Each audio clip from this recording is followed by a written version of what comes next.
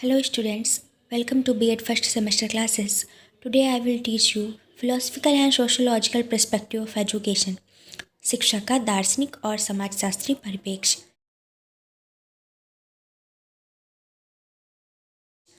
शिक्षा का इस चैप्टर में हमने शिक्षा का व्यापक अर्थ और संकुचित अर्थ इसके पहले की क्लास में पढ़ा था। आज की क्लास में हम शिक्षा का विश्लेषणात्मक स्वरूप और शिक्षा का वास्तविक स्वरूप पर प्रकाश डालेंगे। तो देखते हैं पहले शिक्षा का विश्लेषणात्मक स्वरूप क्या है। इसके अंतर्गत हम विद्यालय में दी जाने वाली शिक्षा तक ही सीमित नहीं रहते हैं। शिक्षा का कार्यक्रम जन्म से मृत्यु तक चलता रहता है। मानव प्रत्येक अनुभव से कुछ ना कुछ सीखता है। उनके लिए प्रत्येक प्राणी किसी न किसी रूप से शिक्षक का कार्य करता है, यानी शिक्षक की भूमिका निभाता है। शिक्षक वही है जो हमें कुछ सिखाए। तो हम जीवन के प्रत्येक अनुभव से, प्रत्येक प्राणी से कुछ ना कुछ सीखते हैं, उसी को हम क्या कह रहे हैं? शिक्षक है। अब देखते हैं नोट्स क्या कह रही है। शिक्षा के विश्लेषणात्मक अर्थ को स्पष्ट करने के लिए उसके अर्थ संबंधी तत्वों एवं विभिन्न विद्वानों के विचारों से अवगत होना आवश्यक।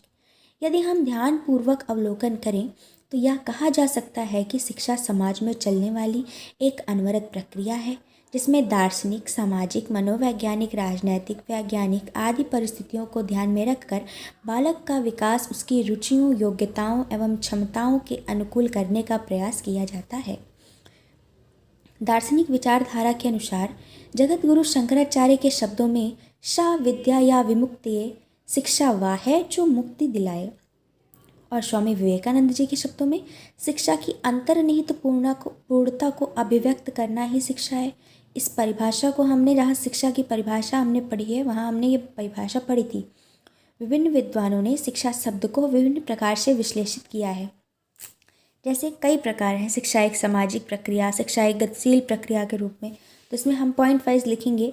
देखिए, जब दो या दो से अधिक व्यक्ति परस्पर अंतःक्रिया करते हैं तो वे एक दूसरे की भाषा, विचार, आचरण आदि से प्रभावित होते हैं। इससे उनके व्यवहार में परिमार्जन होता है और सीखने की प्रक्रिया प्रारंभ हो जाती है।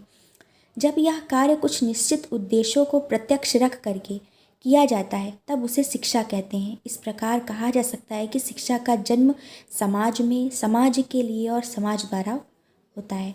शिक्षा एक गतिशील प्रक्रिया के रूप में होती है। इसके अंतर्गत शिक्षा स्वाभाविक रूप से अस्थिर स्वरूप वाली होती है, जिसके फलस्वरूप वह व्यक्ति देश, काल, परिस्थिति के अनुसार स्वयं को बदलते हुए प्रगति की ओर अग्रसर रहती है, क्योंकि शिक्षा का सीधा संबंध व्यक्ति अथवा समाज से होता है तथा व्यक्ति व समाज का स्वरूप परिवर्तनशील होता है। अतः शिक्षा भी समय सापेक्ष अपने स्वरूप, उद्देश्य, पाठ्यक्रम, विधियों आदि में परिवर्तन करती रहती है। यह परिवर्तन वास्तव में उसकी गतिशीलता को प्रतिध्वनित करता है या प्रदर्शित करता है। फिर कह रहे हैं शिक्षा एक द्विमुखी प्रक्रिया के रूप में। शिक्षा शास्त्रियों का विचार है कि प्रक्रिया में एक पक्ष प्रभावित करता तथा दूसरा पक्ष प्रभावित होता है।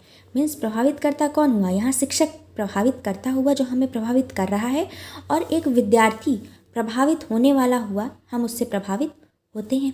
प्रसिद्ध अमेरिकी शिक्षा शास्त्री जॉन एडम्स ने इस संबंध में कहा है कि शिक्षा एक द्विमुखी प्रक्रिया है, जिसमें एक व्यक्तित्व दूसरे व्यक्तित्व को प्रभावित करता है, जिससे कि उसके व्यवहार में परिवर्तन हो सके। एडम्स जी इसी के मतलब द्विमुखी प्रक्रिया को ही दोबारा व्याख्या करते हुए कहते हैं कि यह प्रक्रिया केवल सचेतन ही नहीं बल्कि स्वउद्देश्य मीन्स उद्देश्यपूर्ण अथवा विचारपूर्ण भी है। इसमें शिक्षक का एक स्पष्ट प्रयोजन भी होता है और वह उसी के अनुसार बालक के व्यवहार में परिवर्तन करता है। शिक्षक व शिक्षार्थी को शिक्षा के दो ध्रुव कहा गया है, अतः शिक्षा की प्रक्रिया में बालक और शिक्षक का समान महत्व है। शिक्षा का त्रिमुखी प्रक्रिया, इसमें क्या करते हैं? इसमें हम एक चीज़ और ऐड कर रहे हैं। यहाँ तक क्या था? शिक्षक और विद्यार्थी महत्वपूर्ण थे द्विमुखी प्रक्रिया में। इसमें हम पाठ्यक्रम भी ऐड कर देंगे। देखिए, जॉन डेवी ने एडम्स द्वारा प्रतिपादित द्विमुखी प्रक्रिया का खंडन किया। इन्होंने क्या किया? जो एडम्स ने यह द्विमुखी प्रक्रिया माने शिक्षक और विद्यार्थी को महत्वपूर्ण बताया है, इसका उन्होंने खंडन किया।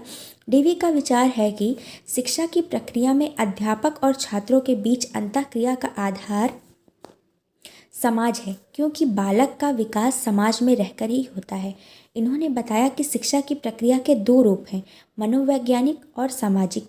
अतः शिक्षा प्रक्रिया के 3 आधारभूत स्तंभ बताए गए हैं: शिक्षक, बालक और पाठ्यक्रम। पाठ्यक्रम आ गया। अब कह रहे हैं शिक्षा एक बहुमुखी प्रक्रिया के रूप में।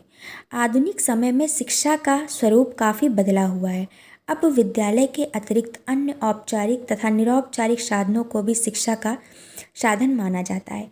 शिक्षार्थियों को उनकी रुचि के आधार पर साधनों की चयन की स्वतंत्रता प्रदान की जा रही है।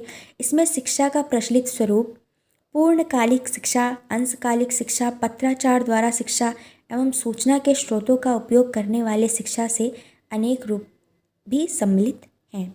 अब हम शिक्षा का वास्तविक अर्थ जानेंगे। पहले हम शिक्षा का वास्तविक अर्थ आपको अपने शब्दों में बताते हैं। जैसे शिक्षा केवल एक शब्द नहीं है या अपने आप में पूरा शब्दकोश है। स्कूल कॉलेज में हम जो ज्ञान प्राप्त करते हैं वह हमारे व्यक्तित्व के विकास के लिए आवश्यक है, किंतु उस ज्ञान का प्रयोग कितना और कहाँ करना है यह भी जानना उतना ही महत्वपूर्ण है। यदि किसी व्यक्ति के पास ढेर सारी डिग्रियां हैं, जैसे मान लीजिए कोई व्यक्ति है जिसके पास ढेर सारी डिग्री हैं, परंतु वह ना किसी का सम्मान करना जानता है, ना व्यक्ति जिम्मेदारी समझता है, ना उसमें तहजीब है, तो क्या हम उस व्यक्ति को शिक्षित कह सकते हैं? नहीं कह सकते। इसके ठीक विपरीत यदि हम देखें, एक व्यक्ति है जो पढ़ा लिखा नहीं है किंतु वह व्यवहार कुशल है, उसमें इंसानियत की भावना है, वह सामाजिक मूल्यों को समझता है, तो वह उस व्यक्ति यानी कि डिग्री वाले व्यक्ति से कहीं अधिक शिक्षित है। ये वास्तविक अर्थ होता है शिक्षा का। शिक्षा का अर्थ केवल विद्यालयी पढ़ाई तक ही नहीं सीमित होता।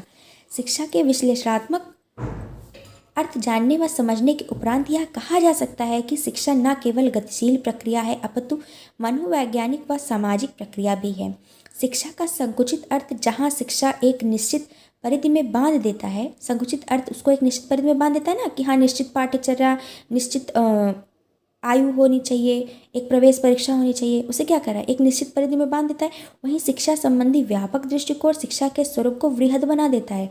ये कहाँ से कर रहा है? ये कह रहा है जन्म से लेकर मृत्यु तक होती है। शिक्षा का व्यापक दृष्टिकोण है कि उसका सुस्पष्टीकरण करना कठिन हो जाता है। इसलिए वर्तमान समय में शिक्षा के समन्वित अर्थ को स्वीकार किया जाता है, समन्वित अर्थ में वास्तविक अर्थ, और कहा जाता है कि शिक्षा एक ऐसी प्रक्रिया है जो बालक के व्यक्तिगत योग्यताओं, क्षमताओं और कमियों को ध्यान में रखकर सर्वांगीण विकास करती है, जिससे वह कुशल सामाजिक के रूप में समाज, राष्ट्र व संपूर्ण मानवता के लिए उपयोगी बन जाता है। शिक्षा के समन्वित अर्थ को संकेतित करते हुए टी रिमेंट महोदय ने लिखा है कि शिक्षा मानव जीवन के विकास की वह प्रक्रिया है जो शैशवावस्था से लेकर प्रौढ़ावस्था तक चलती रहती है, जिसके अनुसार पर वह आवश्यकता अनुसार भौतिक, सामाजिक तथा आध्यात्मिक वातावरण के अनुरूप स्वयं को बनाता जाता है। ये हुआ शिक्षा का वास्तविक अर्थ। अब इसके आगे के क्लास में हम शिक्षा की प्रकृति देखेंगे। Thank you.